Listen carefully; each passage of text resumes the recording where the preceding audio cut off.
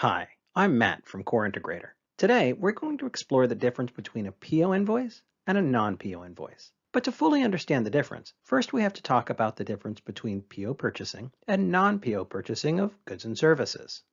There are two basic ways that businesses buy goods and services. Sometimes they just send someone out shopping with the authority to buy. Someone goes to a store, picks out an item, and then pays for it, or asks the store to invoice the company for the purchase. This is non-PO purchasing, and the invoice that is sent out is a non-PO invoice. While not best practice, non-PO purchasing makes sense for small purchases and for ongoing services like utilities and rent, but there's no internal controls over this type of purchasing. There's no guarantee that the buyer will get the right product or that the price will be appropriate.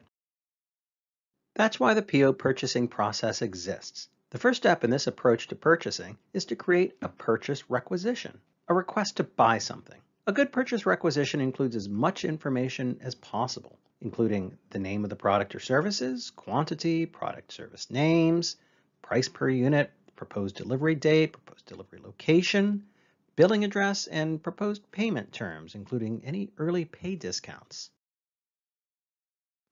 That purchase request is reviewed and approved, and then converted into a purchase order. The PO contains all the same information as the approved purchase request.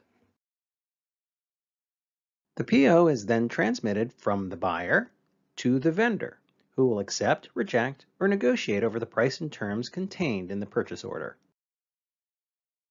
The vendor then provides the goods or services to the buyer based on the PO.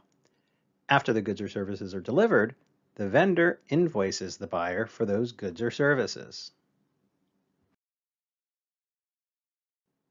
Everything that was requested on the PO should also be reflected on the invoice, including the PO number.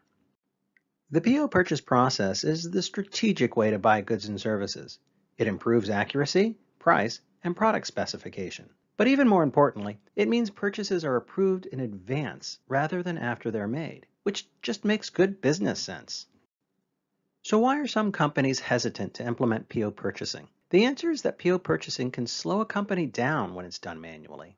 And then someone has to meticulously match PO invoices to POs to make sure that there are no discrepancies between what was ordered and what was delivered. But here's the good news. CoreIntegrator can automate every step of the PO purchasing process, all the way from purchase requests to the hardest part of all, PO matching.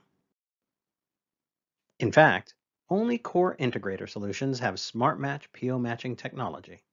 Smart Match uses a combination of OCR and a proprietary algorithm that uses math to match line items on a PO against line items on a PO invoice.